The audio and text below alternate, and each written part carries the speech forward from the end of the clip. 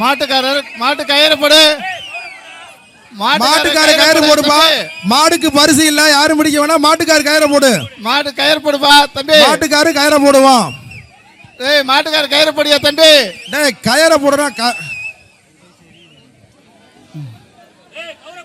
தம்பி கயிறு போடியா. ஏய் மாட்டுக்காரு வாப்பா, கவரை போடுப்பா வாப்பா. கவரை போடுறா.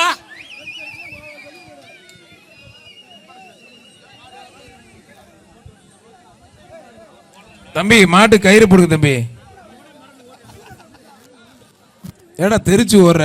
உரிமையாளரே பயப்படுற அளவுக்கு இருக்கு. தம்பி நீ மாட்டுக்காரா மாட்டு பக்கத்து வீட்டுக்காரா? எனக்கு டவுட்டா இருக்கு. நீனும் தெரிச்சு ஓடுற. கவரை போடு, கவரை போடு மாட்டுக்காரே வா. இல்லப்பா உண்மையில. அடுத்த மாடு அவுத்து விடலாமா?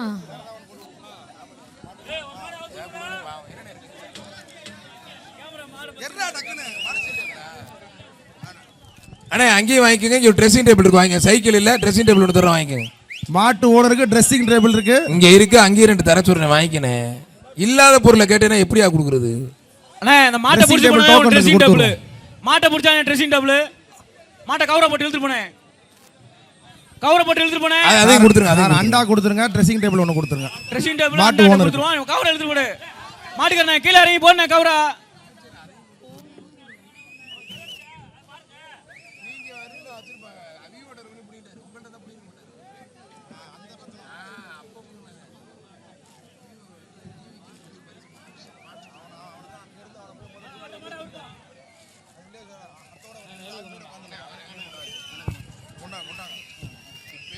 அமைச்சர்ல